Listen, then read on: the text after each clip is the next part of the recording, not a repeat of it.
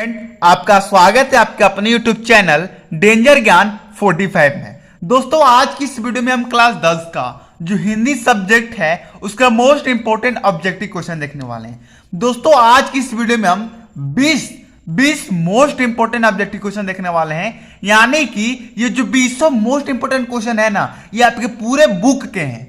आपका जो बुक है उसमें से सबसे ज्यादा जो इंपॉर्टेंट क्वेश्चन है वो ये 20 इंपॉर्टेंट क्वेश्चन है। ठीक है, तो दोस्तों आप किसी को तैयार करो या ना करो, पहले इस 20 इंपॉर्टेंट क्वेश्चन को जरूर तैयार कर लेना। मैं आपको 100% गारंटी देता हूं कि दोस्तों मैं जो भी तैयारी कराऊंगा, जो भी क्वेश्चन आपको बताऊंगा, वो आपकी अपने एग्जाम में जरूर आएगा। चलिए दोस्तों, हम देखते हैं। पहला प्रश्न है कि भारतेंदु युग का काल कब तक चला।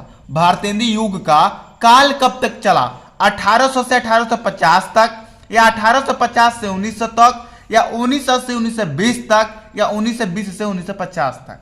दोस्तों, जिसका भी आंसर आपको मालूम हो उसको डायरेक्ट आप कमेंट कर दीजिए, जिससे आपका क्या होगा कि आपका रिवीजन हो जाएगा। ठीक है, तो देखिए भारतेंदु युग का जो काल चला था वो 1850 से 1900 युग तक चला था। यानी कि 2 नंबर ऑप्शन बिल्कुल ही सही हो जाएगा।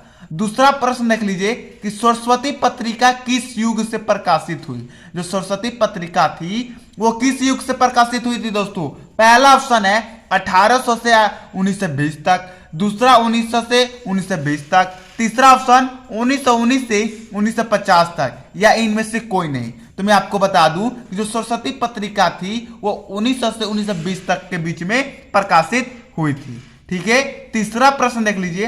तीसरा प्रश्न है कि उपन्यास भूले बिसरे चित्र के लेखक हैं। उपन्यास भूले बिसरे चित्र के लेखक कौन है भाई? प्रेमचंद्र हैं, या इस्पाल हैं, या भगवती चरण वर्मा है, या वृंदावन लाल वर्मा है?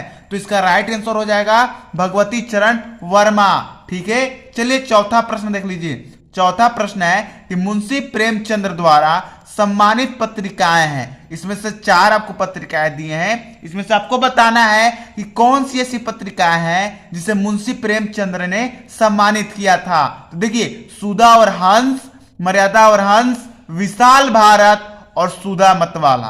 तो मैं बता दूं कि मुंशी प्रेमचंद्र ने मर्यादा और हंस का जो सम्मानित किया था, तो ये आपका 2 नंबर ऑप्शन सही हो जाएगा।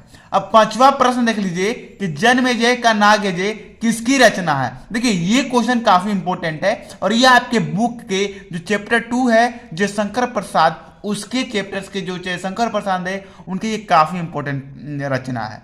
जन्मेजय का नागेजय किसकी रचना है भाई? तो मैंने अभी आपको बताया कि जयशंकर प्रसाद का काफी मोस्ट रचना है, यानी कि पहला ऑप्शन आपका सही हो जाएगा। चलिए हम दोस्तों जिसके इसके आगे जो क्वेश्चन है उससे हम देख लेते हैं। तो उसको आगे यहाँ पर देख लीजिए। पहला क्वेश्चन है, मतलब छठा क्वेश्चन है कि क्या भूलूं क्या याद करूं किसकी रचना है।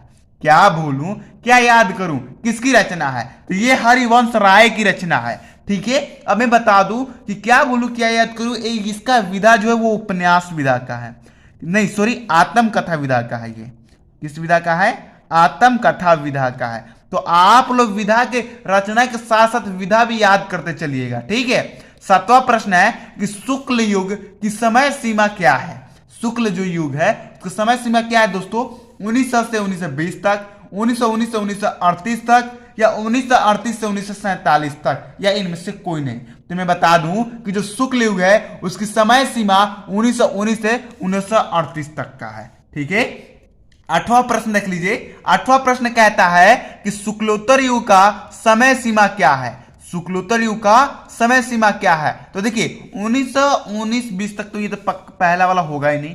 जो आपका शुक्ल युग था वो 1919 से 1938 तक चला, लेकिन जो शुक्लोत्तर युग है वो 1938 से 1947 तक चला था। यानी कि 3 ऑप्शन आपका सही हो जाएगा। देखिए दोस्तों, इस चैनल पर इंपॉर्टेंट क्वेश्चन का भंडार है, और इंपॉर्टेंट क्वेश्चन का भंडार बहुत ज्यादा बड़ा होता जा रहा है। तो आप लोग इस चैनल से जुड़ के अपने एग्जाम की जितना बेहतर से बेहतर हो सके एग्जाम की तैयारी कर सकते हो। ठीक है, 1 रुपया नहीं लिया जाता है भाई इस चैनल पर। फ्री में पीडीएफ मॉडल पेपर सब कुछ दिया जाता है। ठीक है, 9 नंबर प्रश्न है कि कलम की सिपाही के रचनाकार हैं। किसके?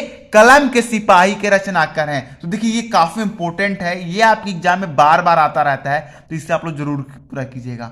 देखिए कलम की सिपाही के जो रचनाकार हैं वो अमृत राय हैं। ठीक है, कौन है? अमृत राय हैं। पहला ऑप्शन सही हो जाएगा। चलिए 10वां प्रश्न देख लीजिए। 10वां प्रश्न है कि बाण भट्ट की आत्मकथा किस विधा की रचना है। बाण भट्ट की आत्मकथा किस विधा की रचना है, तो वो उपन्यास विधा की रचना है। और इसके रचनाकार कौन है, हजारी प्रसाद द्विवेदी हैं। हजारी प्रसाद द्विवेदी हैं। बाण भट्ट की आत्मकथा के रचनाकार कौन है, हजारी प्रसाद द्विवेदी। ठीक है, तो आप इसे जरूर कंप्लीट कीजिएगा। ठीक है, चलिए हम इसके नेक्स्ट क्वेश्चन जो 11वां नंबर प्रश्न है उसे भी देख लेते हैं। 11वां प्रश्न है कि अजात शत्रु किस विधा की रचना है। देखिए, अजात शत्रु जयशंकर प्रसाद की काफी इंपॉर्टेंट रचना है।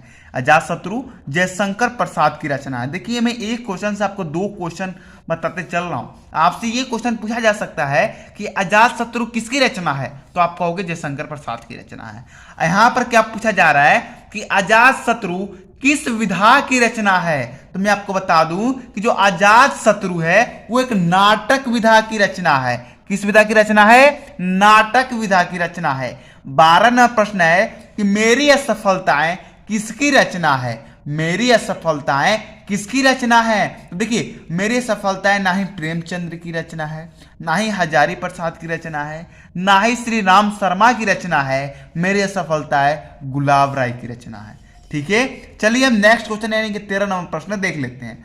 13 नंबर प्रश्न है कि मैला आंचल के लेखक हैं। किसके, मैला आंचल के लेखक हैं अमृत राय, योगी हरि, इलाचंद्र जोशी, फणीश्वरनाथ रेणु।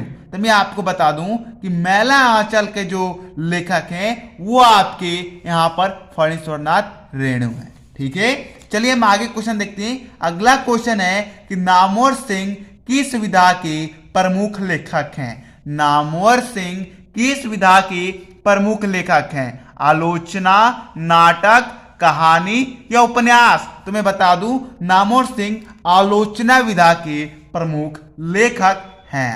देखिए, 15वां प्रश्न है कि दुर्वासिनी के लेखक हैं, तो आप सबको मालूम है कि इसके लेखक जयशंकर प्रसाद हैं। और दुर्वासिनी की इसकी विधा क्या है भाई, तो ये एक नाटक है। क्या है ये, इसका विधा क्या है, नाटक है। तो इसे भी आप लोग याद रखिएगा। चलिए हम अगला प्रश्न यानी कि 16 नंबर प्रश्न देखते हैं।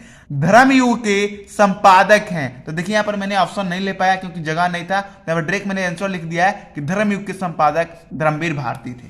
ठीक है, चलिए हम इसको और कुछ मोस्ट इंपोर्टेंट 4 और मोस्ट इंपोर्टेंट बचे उसे भी देख लेते हैं। चलिए चलते हैं दोस्तों।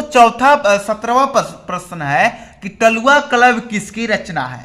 ये काफी इंपॉर्टेंट है और 2021 में ये प्रश्न आया था कि टलुआ क्लब किस विधा की रचना है। यहां पर तो रचनाकार का नाम पूछा जा रहा है, लेकिन यहां पर टलुआ क्लब किस विधा की ये भी पूछा जा सकता है। तो टलुआ क्लब एक निबंध विधा की है, इसे भी आप लोग याद कर लीजिएगा, ये निबंध विधा की है। और किसकी रचना है, तो ये गुलाब राय की रचना है। किसकी रचना है, ये गुलाब राय की रचना है। 18वां प्रश्न है कि अतीत का चाल चित्र की रचनाकार हैं। अतीत का चाल चित्र के रचनाकार कौन है भाई, तो महादेवी वर्मा है। कौन है, महादेवी वर्मा है। अतीत का चाल चित्र जो उसका विधा क्या है, तो रेखा चित्र है। क्या है, रेखा चित्र है। ठीक है, तो इससे आप लोग याद रखिएगा। देखिए 19 नंबर प्रश्न है कि आत्मकथा के लेखक हैं। आत्मकथा के लेखक आपके यहाँ पर कौन है, डॉक्टर राजेंद्र प्रसाद हैं या जयशंकर प्रसाद भारती, जयप्रकाश भारती हैं या रामधारी सिंह दिनकर हैं या इनमें से कोई नहीं है। तो इनमें से कोई भी नहीं आपका ऑप्शन यानी कि 4 नंबर ऑप्शन आपका सही हो जाएगा। क्यों, क्योंकि आत्मकथा के जो लेखक हैं वो हरिवंश राय बच्चन है। हरिवंश राय बच्चन है। कौन है, हरिवंश राय बच्चन है। और ये आत्मकथा किस विधा की रचना है, तो आत्मकथा के ही विधा का है। आत्मकथा ही विधा का ये रचना है। ठीक है, लास्ट प्रश्न यानी कि 20वां प्रश्न देख लीजिए। अतः सागर किसकी रचना है। अतः सागर किसकी रचना है, तो जयप्रकाश भारती की है। ठीक है, तो दोस्तों हमने आज 20 मोस्ट इंपोर्टेंट ऑब्जेक्टिव क्वेश्चन देखा जो आपके एग्जाम में बार बार आते जाते हैं और इस बार एग्जाम में आने का 99% यानी कि 100% इसका गारंटी है।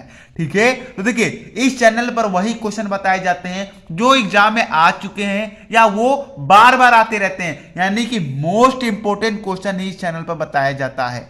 तो आप लोग इस चैनल से जुड़ के अपने एग्जाम की अच्छी से अच्छी तैयारी कर सकते हैं, अपने एग्जाम में 90% प्लस का रिजल्ट बना सकते हैं। ठीक है, चलिए मिलते हैं कल 8 बजे। जय हिंद, जय भारत।